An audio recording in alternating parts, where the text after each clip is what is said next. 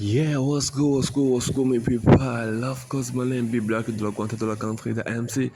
original voice, the P257, the monster, the teacher, adverb, I don't really know what into much. I'll come back with the screen, guys. If you're Murabiz, Abari Bishasha,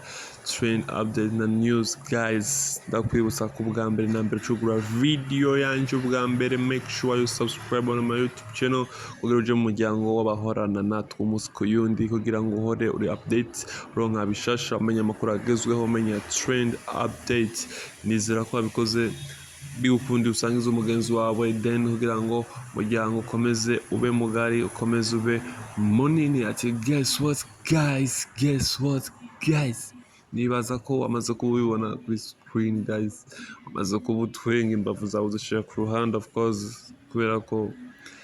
this guy ibintu ari gukorera ku mbuga nkoranyambaga kabisa murabizi n'umugabo witwa Nzovu umugabo washishikanye ku mbuga nkoranyambaga kabisa akora ebana ibintu bitigeze bibaho kabisa mu gutwenza abantu n'umwe mu bantu bakunzwe nowadays bitwa Maître Nzovu n'umwe mu bantu akora trend zitandukanye akora no munsi content yitandukanye yejo buri munsi afise new subject new project abafise nyine ukuntu ameza akora ibintu vyiwe nta birenza bikoramo ariko nibaza ko maybe amaraso ari ukundwa n'abantu guys mwarabonye ikiganiro yakoze last time avuga yuko yago pondat munyitabagwe ari bofre wiwe abantu benshi abatwenza avuga ati jewe guys yago ni bofre wanje natwaye sister wiwe kandi guys for sure ntabwo ivyo bintu actually aba ari vyo mugabo nyine nka yago kwera waratahura akamaro canke content ico arico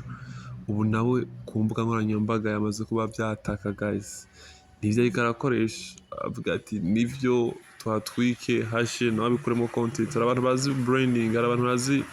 ibintu vyo kuri rezo sosio ico bimaze ariko hari nk'abantu bacavuga yamuboneye muri ribu ariko no guys ntabwo ko byagomba kumera guys content igomba kuba content ibintu biri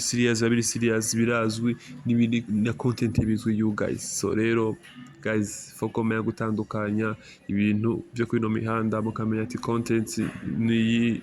ibintu biri serious umuntu yantutse canke ntiyantutse ivyo mvuze uko nibaza ko bamwe muhita mutahurana kuko amatiku ahari mwino misagaze hari mu basani n'abanyamakuru murazi so